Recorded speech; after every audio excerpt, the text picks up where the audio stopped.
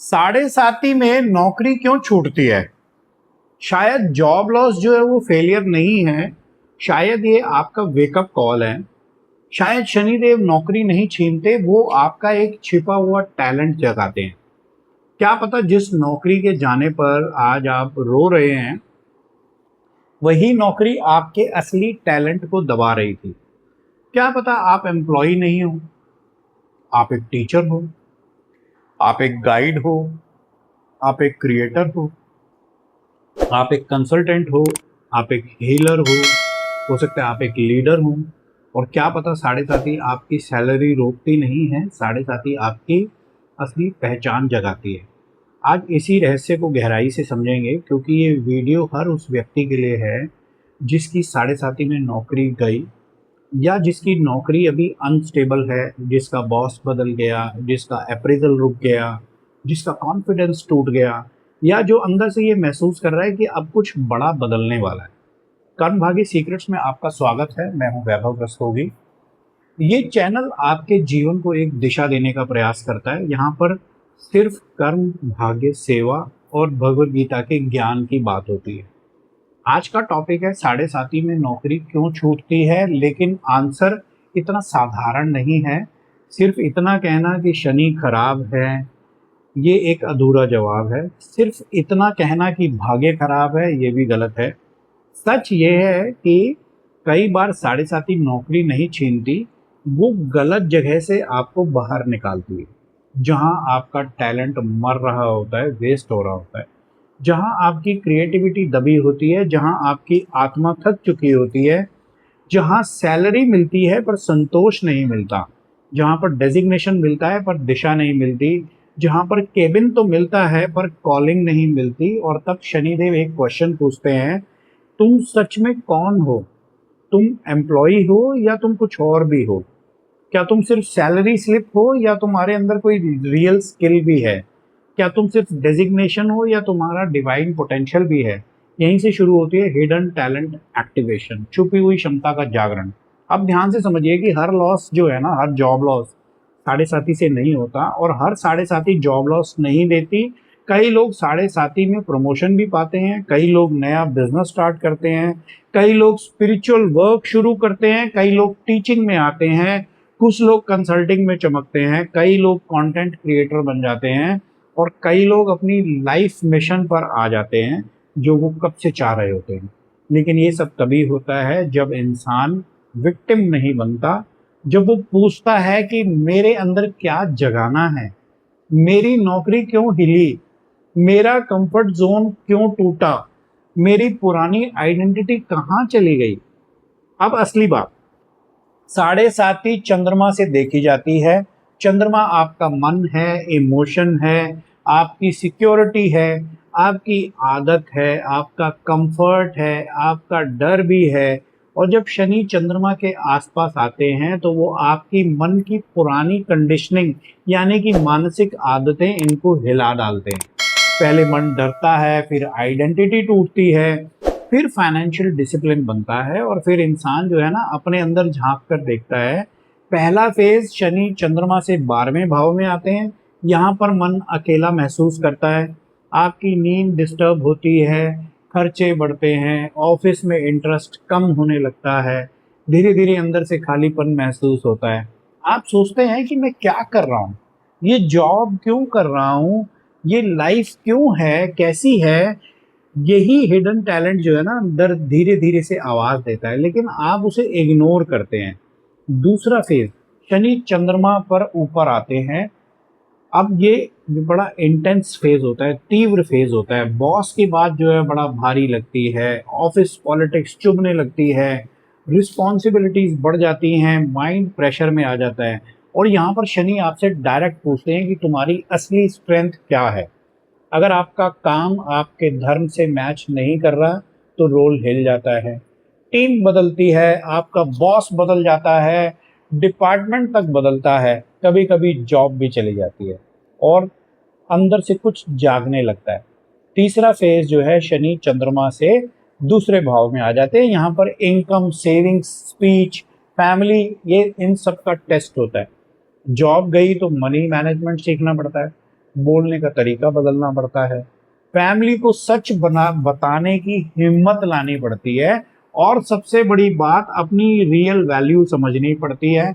आपकी वैल्यू जो है ना, वो सैलरी से कहीं ज़्यादा बड़ी है, आपकी वैल्यू डेजिग्नेशन से ज़्यादा बड़ी है, आपकी वैल्यू उस छोटे से विजिटिंग कार्ड से ज़्यादा बड़ी है।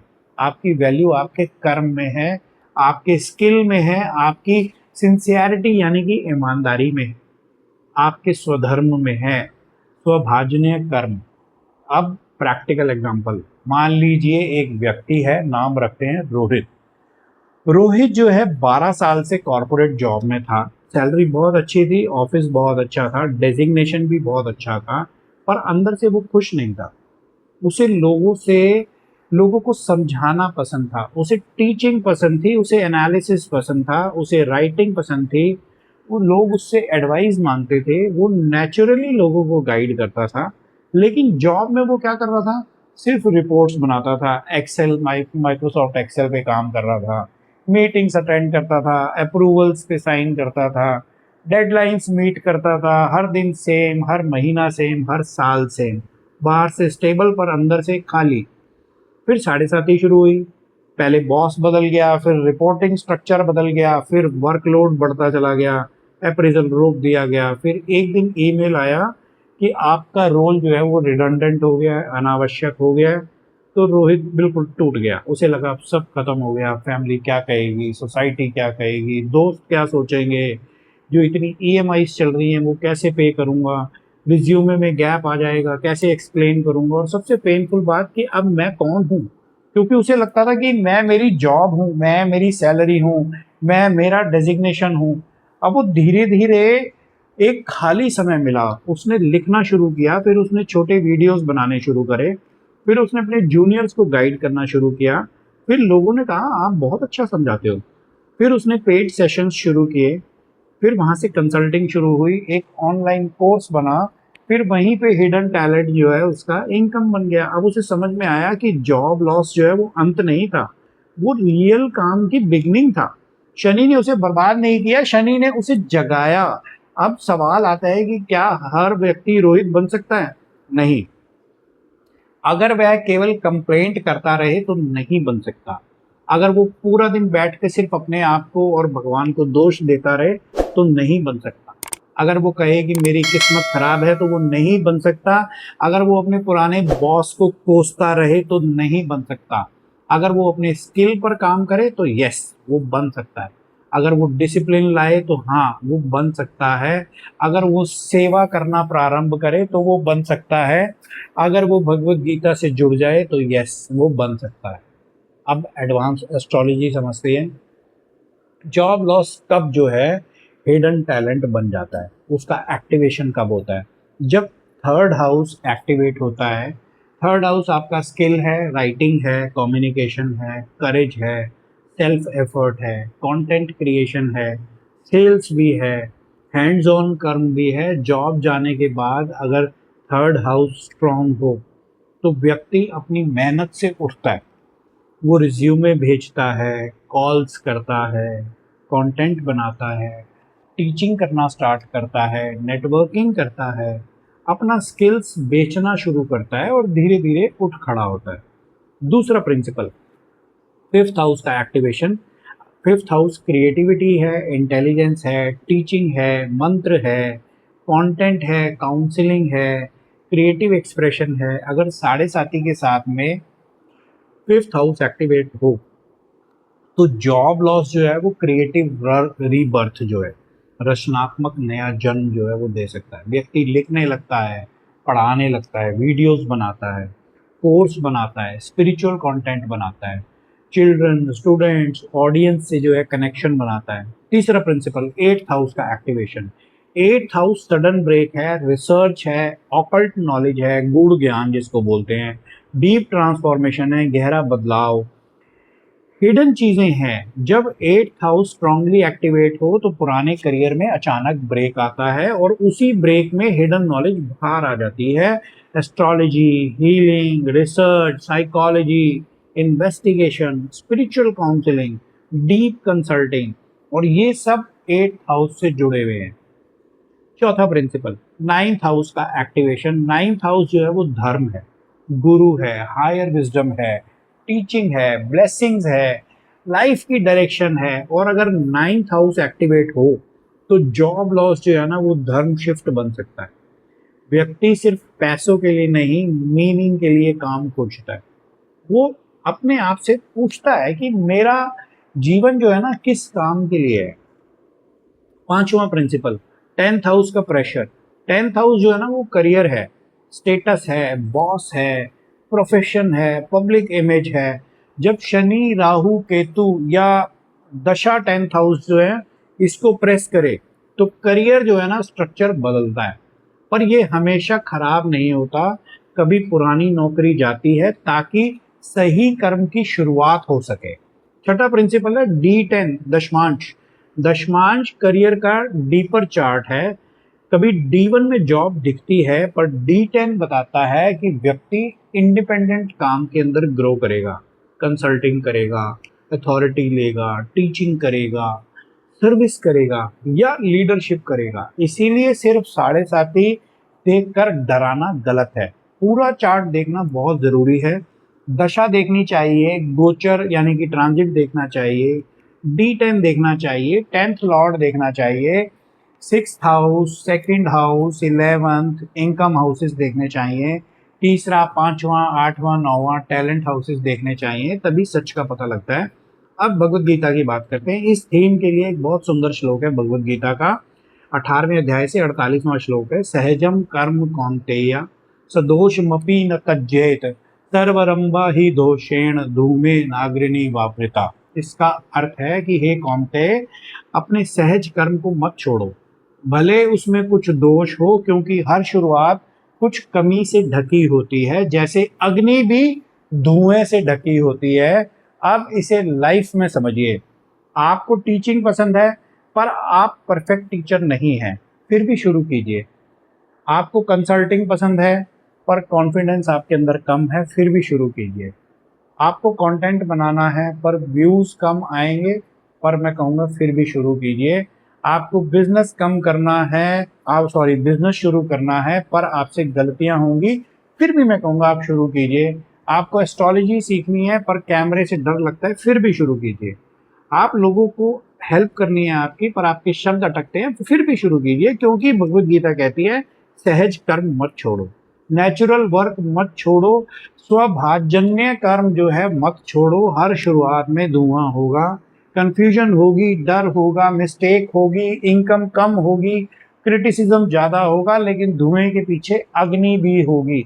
और जब वही अग्नि आपका टैलेंट है, 7.5 में शनि देव इसी अग्नि को जगाते हैं, लेकिन पहले धुआं दिखता है, इसीलिए व्यक्ति डरता है। वो कहता है कि मेरी नौकरी चली गई, लेकिन भगवत गीता कहती है कि अपने सहज कर्म की तरफ देखो।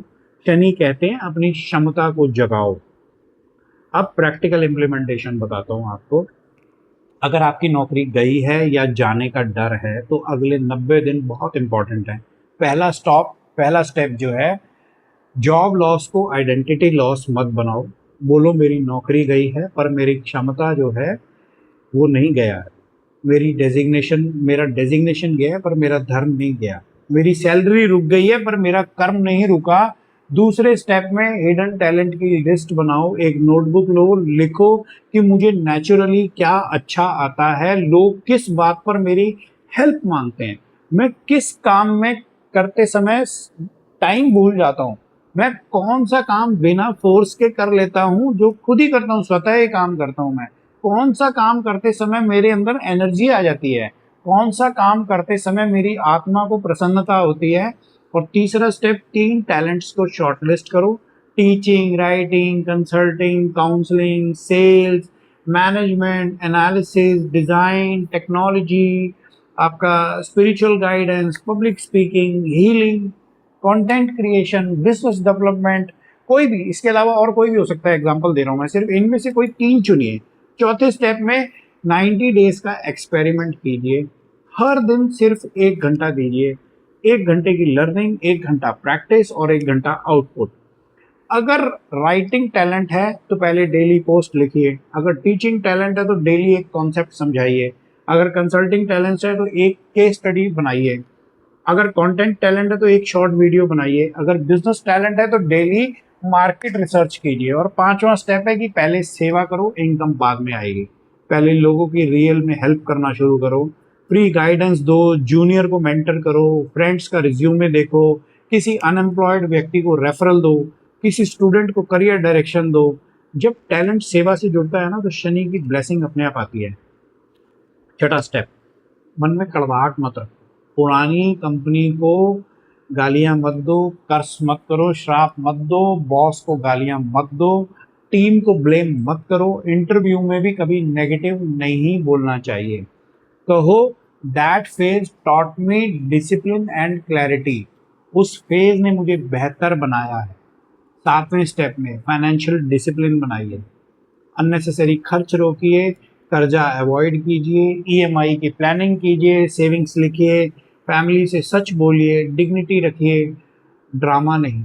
आठवां step, daily body discipline, walk कीजिए, प्राणायाम कीजिए, सिंपल खाना खाइए, स्क्रीन टाइम घटाइए, क्योंकि जॉब लॉस में बॉडी वीक हो जाती है, माइंड टूटता है, और अगर माइंड टूटे तो डिसीजंस गलत होते हैं। नौवें स्टेप में डेली भगवत गीता का पाठ कीजिए, रात को पूछिए आज मैंने अपने सहज कर्म के लिए क्या किया, आज मैंने अपने स्किल्स पर क्या काम किया, आज मैंने किसकी मदद की, आज मैंने किस आदत को सुधारा।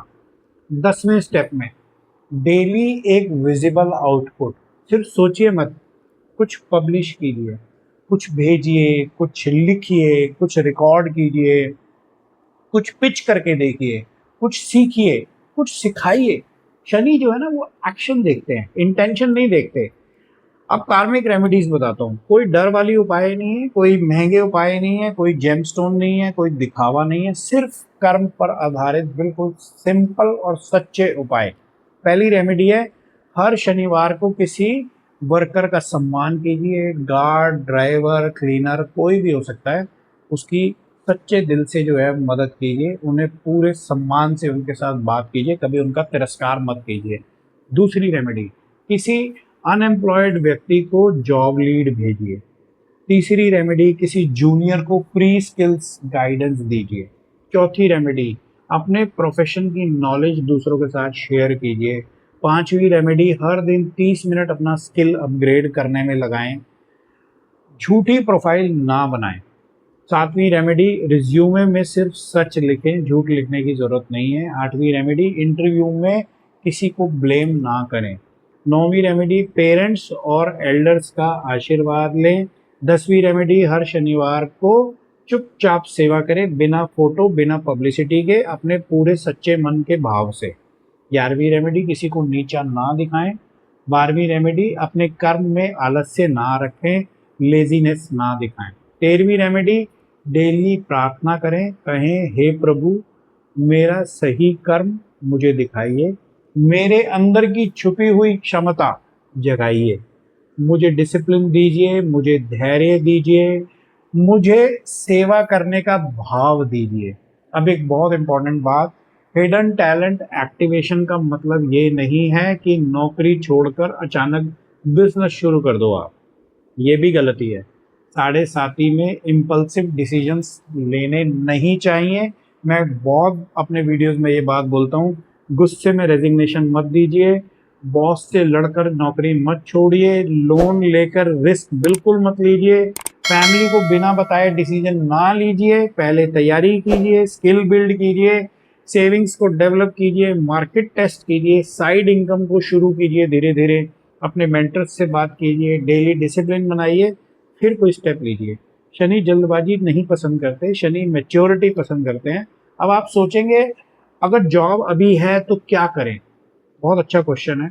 अगर जॉब अभी है तो यही बेस्ट टाइम है अपने हिडन टैलेंट को साइड में एक्टिवेट करने का। वीकेंड पर सीखिए, इवनिंग में प्रैक्टिस कीजिए, लिंक्डइन पर लिखिए, यूट्यूब पर बोलिए, स्टूडेंट्स को सिखाइए, कंसल्टिंग टेस्ट कीजिए, पोर्टफोलियो बनाइए, अपना नेटवर्क बनाइए, सेविंग्स बनाइए, ताकि अगर कल को जॉब हिल भी जाए तो आप टूटेंगे नहीं, आप ऑलरेडी तैयार हैं। अगर जॉब कभी ना हिले तब भी आपका टैलेंट जो है वो साइड इनकम बन सकता है। अब एक सीक्रेट, साढ़े साथी में शनि जो है ना 3 चीजें निकालते हैं। पहली, आपकी फेक सिक्योरिटी, दूसरी आपकी फेक आइडेंटिटी, और तीसरी आपकी फेक डिपेंडेंसी। फेक सिक्योरिटी का मतलब है कि मेरे पास जॉब है इसलिए मैं अभी सेफ हूँ। फेक आइडेंटिटी का मतलब है कि मैं मैनेजर हूँ इसीलिए मैं बहुत इंपॉर्टेंट हूँ, मेरे बिना काम नहीं चल सकता। फेक डिपेंडेंसी मतलब कि ये कंपनी ना रही तो मैं खत्म हूँ। यानी कहते हैं नहीं भाई, तुम्हारे अंदर भी एक शक्ति है, तुम्हारा स्किल जो है वो तुम्हारी रियल सिक्योरिटी है, तुम्हारा कैरेक्टर तुम्हारी रियल आइडेंटिटी है, और तुम्हारा कर्म तुम्हारी रियल सपोर्ट है। यही हिडन टैलेंट एक्टिवेशन है। अब याद रखिए, साढ़े साथी में नौकरी छूट सकती है पर टैलेंट नहीं छूट सकता। सैलरी रुक सकती है पर स्किल जो है वो नहीं रुक सकता। बॉस बदल सकता है पर भगवान की योजना जो है ना वो नहीं बदलती। कंपनी आपको निकाल सकती है पर शनि जो है ना वो भी आपकी क्षमता बाहर निकालते हैं। दुनिया कह सकती है कि तुम बेरोजगार हो, पर भीतर से एक आवाज आएगी कि मैं रेडी हो रहा हूँ, अभी तैयार हो रहा हूँ। यही डिफरेंस है विक्टिम और कर्मयोगी में। विक्टिम कहता है कि मेरे साथ ऐसा क्यों हुआ, कर्मयोगी कहता है अरे मुझे क्या है यार, अब मुझसे क्या है। ठीक है ना। विक्टिम कहता है कि अब सब खत्म हो गया, कर्मयोगी कहता है कि अब तो शुरुआत हुई है। विक्टिम कहता है कि मेरा भाग्य खराब है, और कर्मयोगी कहता है कि मेरा कर्म जो है वो जाग रहा है। अगर आप अभी साढ़े साथी में हैं, आपका जॉब प्रेशर चल रहा है, तो पैनिक करने की बिल्कुल जरूरत नहीं है। अपने चार्ट को समझिए, अपनी दशा को समझिए, अपना गोचर जो है वो समझने का प्रयास कीजिए, D10 देखें, पर साथ में अपना टैलेंट भी देखें। क्योंकि ग्रह जो है वो आपको दशा जो है ना आपको दिशा दिखाते हैं, कर्म आपका रास्ता बनाता है, और भगवान की जो कृपा है वो आपको ऊपर उठाती है। अब इस वीडियो को सार सुनिए कि साढ़े साथी जॉब लॉस का डर नहीं है, साढ़े साथी सेल्फ डिस्कवरी यानी कि स्वयं की खोज भी है। साढ़े साथी पनिशमेंट नहीं है, प्रिपरेशन है। साढ़े साथी कोई एंड नहीं है, एक्टिवेशन है। कई बार नौकरी इसलिए जाती है क्योंकि आपकी आत्मा किसी और कर्म के लिए जो है वो तैयार है। कई बार सैलरी इसलिए रुकती है क्योंकि स्किल इनकम जो है वो बनना चाहती है। कई बार बॉस इसलिए बदलता है क्योंकि भगवान आपको सेल्फ लीडरशिप जो है वो सिखाना चाहते हैं। कई बार आपका ऑफिस इसलिए छूटता है क्योंकि आपका लाइफ का स्टेज यानी कि मंच वो बहुत बड़ा करना चाहते हैं वो। कई बार जॉब लॉस जो है वो डिवाइन रिजेक्शन नहीं होती, डिवाइन रीडायरेक्शन होती है, ईश्वरीय दिशा परिवर्तन होता है वो। अगर आप अपनी साढ़े साथी की पर्सनल रिपोर्ट बनवाना चाहते हैं तो डिस्क्रिप्शन में लिंक है, वहाँ से आप ऑर्डर कर सकते हैं और अपने चार्ट को अच्छे से समझ सकते हैं। और हम एस्ट्रोलॉजी की क्लास भी अभी जुलाई के 4th वीक से स्टार्ट करना चाह रहे हैं, उसके लिए भी यदि आप रजिस्टर करना चाहें तो उसका डिस्क्रिप्शन में लिंक है, रजिस्टर कर सकते हैं। आप कमेंट में लिखिए कि मेरा टैलेंट जागेगा, फिर लिखिएगा मैं डरूंगा नहीं, कर्म करूंगा।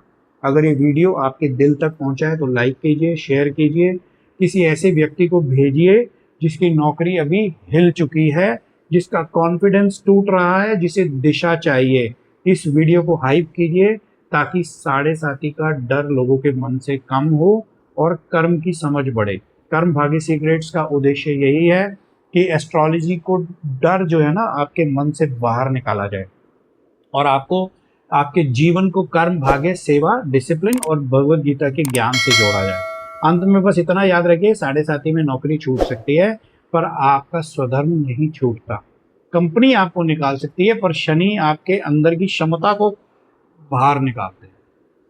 सैलरी आपकी रुक सकती है पर भाग्य आपका जाग सकता है। जॉब आपकी खत्म हो सकती है पर आपकी यात्रा नहीं खत्म हो सकती। आप कर्म योगी हैं तो साढ़े साथी आपको तोड़ती नहीं है, वह आपको आपसे ही मिलाती है। और जब इंसान अपने असली कर्म से मिल जाता है तो नौकरी से ज्यादा बड़ी कमाई होती है, धन की भी, सम्मान की भी, शांति की भी और भगवान की कृपा की भी। यदि मेरे शब्दों से आपको कुछ आहत हुआ हो, कोई कोई भाव में, किसी और चीज में, भाषा में यदि कोई गलती हुई हो, किसी की भावना आहत हुई हो, तो मैं हृदय से क्षमा चाहता हूँ। गलती के लिए मुझे कृपा करके क्षमा कीजिएगा। इसी के साथ मिलते हैं अगले वीडियो में। जय श्री कृष्ण, जय शनिदेव, धन्यवाद, नमस्कार।